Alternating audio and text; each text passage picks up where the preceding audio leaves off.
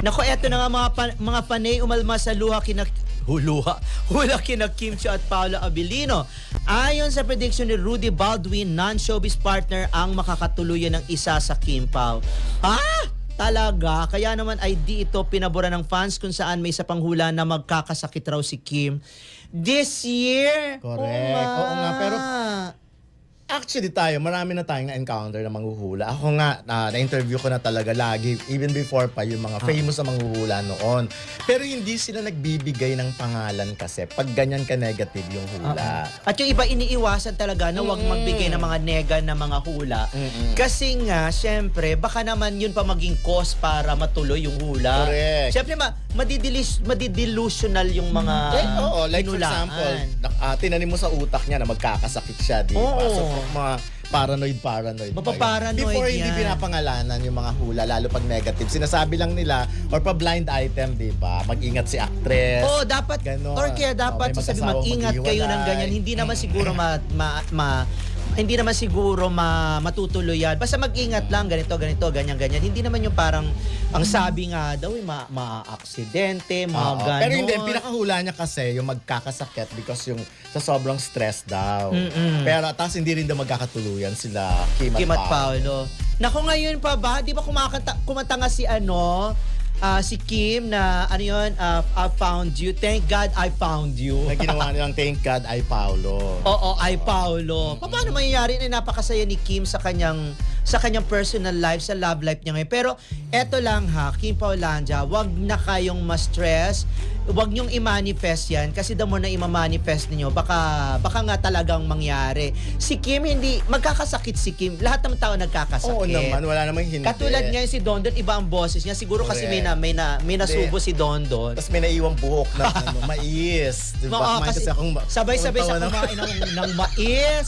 Sabay-sabay sa kumain ng balot. So naiwan yung ng buhok ng mais. At pumanga siya ng tubo. Kaya ganon. Matamis.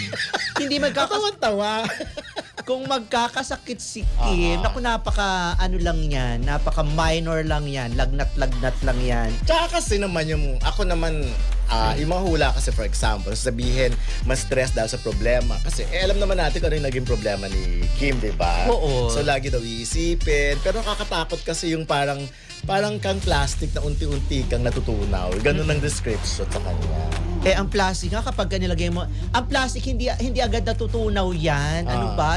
Dapat sunugin mo yan para matunaw. Si Kim napaka healthy niyan. As in, yan ay sa mga kinabibiliban namin. Dapat kasi talaga mag-exercise ka para hindi ka magkasakit. Ang dami na pinagdaanan ni Kim, 'di ba? Nabaril na ngayong kanyang van. Oo, yun. Wala nangyari, 'di ba? Alam nyo, merong pwesang pumuprotekta kay Kim kasi nga napakabait na tao, matulungin at walang nega sa katawan. Wag niyo nang yan kasi hula lang naman yan, hindi naman talaga lahat ng hula ay nagkakatotoo at wag kayong maniniwala na hindi magkakatuluyan si Kim at saka si Paolo. Naku, napakatagal pa ng tatakbo ng relasyon yan at ang dami pang project. Hindi ano ba? Kung alam nyo lang talaga kung anong nangyayari sa dalawang ito. Pero ikaw personally, di ka naniniwala sa hula?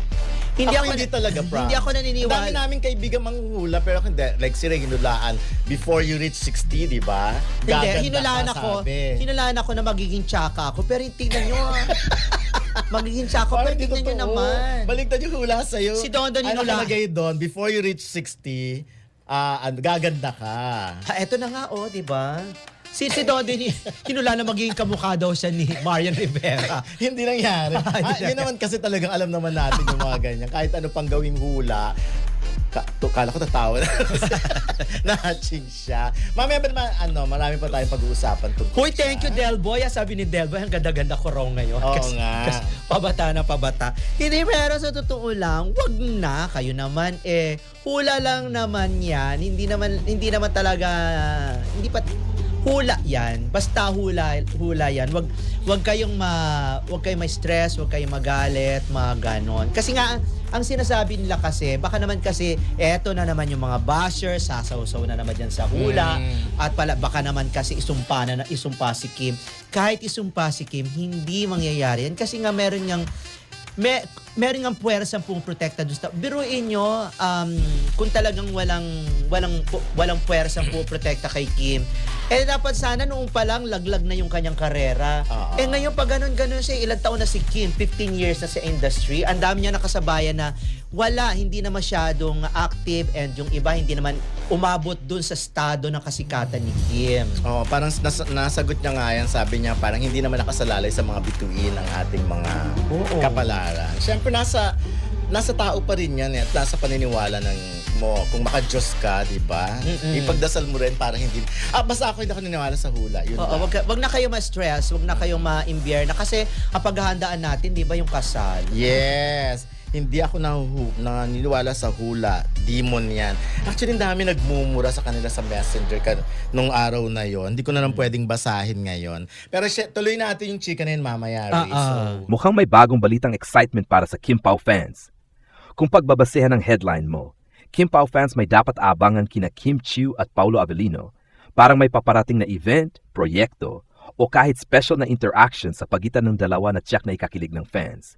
Sa mga ganitong sitwasyon, kadalasan ay may ilang posibilidad. 1. Bagong proyekto o show. Pwedeng may bagong teleserye, pelikula o digital content silang gagawin na magkasama. 2. Public appearance o fan event. Maaring may press con, mall show o meet and greet na ikatutuwa ng mga Kim Pao supporters. 3. Social media surprises. Mga posts, reels o live streams na magbibigay ng exclusive content sa fans. 4. Personal milestones. Minsan ang abangan ay maaring tungkol sa milestone sa kanilang career o kahit sa kanilang personal lives na nais nilang ibahagi sa publiko. Kung ikaw ay fan, mas magandang ging alerto sa official accounts nila sa social media, pati sa mga fan pages, para hindi mahuli sa anumang announcement. Mukhang ang balita tungkol kay Kim Chiu at Paulo Avellino ay isang patuloy na mainit na usapin sa showbiz at fan community ngayon, at maraming dahilan kung bakit ito patok sa social media at mga fans. Basahin mo ito bilang isang honest reaction sa nangyayari, hindi chismis, kundi buod ng totoong mga pinagmulan ng hype. Ano ang nangyayari kay Kim Pao? 1. Malaking impact ang kanilang pelikula at projects. Ang pelikulang My Love Will Make You Disappear ni Kim Chiu at Paulo Avellino ay naging isa sa pinakamalakas na local film sa 2025 at nagtala pa ng mataas na kita sa opening day sa Pilipinas. Bukod dito, pati sa Netflix PH at abroad, una ito sa most watched films. Kaya ramdam talaga ang suporta. May bagong serye silang pinagbibidahan. Plano nilang lumabas sa bagong project na The Alibi na isang romance suspense series. Bagay na tiyak na magpapasaya sa Kim Pao fans na naghahanap ng iba-ibang klaseng kwento. Ano ang vibe ng fans at media? Chemistry nila kina Kim at Paulo ang madalas pinupuri, hindi lang dahil sa acting nila, kundi pati sa mga public events at media appearances kung saan ramdam ng fans ang kilig ng duo. May mga fan discussions at sightings na nagpapakita ng interest sa personal dynamic nila, at kahit hindi sila opisyal na nag-a-announce ng relationship status, talagang pinag-uusapan sila online. Maraming ganitong posts sa fan forums at Reddit threads, indikasyon lang kung gaano sila ka-trend sa fans. Personal na pananaw ko sa balita. Bilang public figures, malinaw na may malaking support sa tandem ni Kim Chiu at Paulo Avellino. Hindi lang dahil sa mga proyekto nila, kundi pati sa authentic chemistry at fan engagement. Hindi ko pwedeng sabihin kung endgame sila sa personal buhay, pero bilang artists, nagbibigay sila ng mga project na kapapakipakinabang at interesting sa audience, at iyon mismo ang pinagmumulan ng hype at excitement na yon.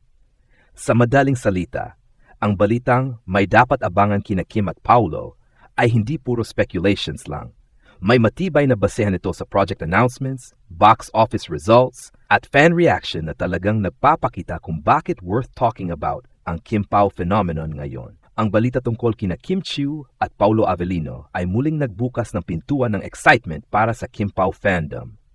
Hindi na bago sa fans ang kilig at hype na dulot ng tandem na ito. Ngunit tila bawat bagong proyekto, social media activity, o kahit simpleng pahiwatig mula sa dalawa ay nagiging sentro ng usapan at speculation. Ang mensaheng may dapat abangan ay malinaw na nakakaengganyo dahil nagbibigay ito ng anticipation. Parang sinasabi sa fans, maghanda kayo, may paparating na sorpresa o proyekto na tiyak na magpapasaya sa inyo. Isa sa pinakamahalagang aspeto ng balita ay ang epekto nito sa fan community. Ang Kim Pao fandom ay kilala sa kanilang dedikasyon at pagmamahal. Kaya kahit simpleng update tungkol sa duo ay nagdudulot ng sama-samang reaksyon. May excitement, may kilig, at may mga diskusyon kung ano ang ibig sabihin ng abangan. Dito makikita ang kapangyarihan ng celebrity influence at fan culture, kung paano ang isang balita ay nagiging emotional experience para sa supporters. Bukod pa rito, hindi natin pwedeng balewalayin ang professional side ng dalawa. Si Kim Chiu at Paulo Avellino ay parehong magagaling na artista na may track record sa mga hit movies at teleserye. Kaya naman, kapag may announcement ng bagong project, fans ay natural na nag-expect ng mataas na kalidad na performance at mas marami pang memorable moments. Ang hype ay hindi lamang tungkol sa personal lives nila, kundi pati sa kanilang professional na contribution sa industriya. Sa mas malalim na perspektibo, ang balita ay nagpapakita rin ng anticipation economy sa showbiz ngayon, kung saan ang engagement ng fans ay hindi lang sa tapos na produkto, pelikula o show, kundi sa process ng anticipation. Ang bawat teaser, hint o post sa social media ay nagiging event mismo. Sa kaso ng Kim Pao, kitang-kita na matagumpay nilang na-capture ang interest ng fans sa pamamagitan ng chemistry, charisma at talent na ginagawang mas malakas at mas sustainable ang fandom energy. Sa huli, ang reaction ko sa balitang ito ay masasabing exciting at puno ng potential. Para sa mga Kim Pao fans, ito ay paalala na kahit sa simpleng balita o hint, may dahilan para abangan ang mga susunod na proyekto at public appearances ng dalawa.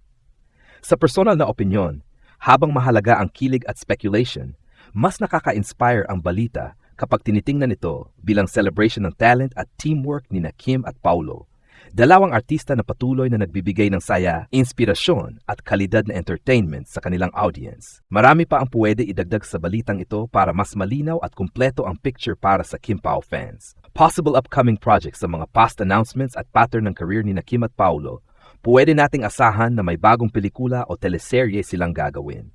Maaring ito ay romance, suspense o hybrid genre na magpapakita ng intense chemistry nila sa screen. Kung tama ang hula ng fans, baka may exclusive online content rin silang ilalabas tulad ng behind-the-scenes videos o interactive fan events. Fan engagement at social media hints. Ang may dapat abangan ay malamang na may kaugnayan sa social media teasers. Maaring may mga viral posts, reels o live Q&A sessions silang gagawin. Ang Kim Pao fandom ay mabilis makareact sa kahit anong post nila, kaya lahat ng hints ay agad nagiging trending topics. Public appearances o events. Pwede rin itong tumukoy sa public appearances tulad ng mall shows at press cons o special fan meetups. Ang mga ganitong events ay laging nagdudulot ng massive fan excitement at media coverage, lalo na kung may chance silang mag-interact sa fans ng personal. Merchandise at collaborations.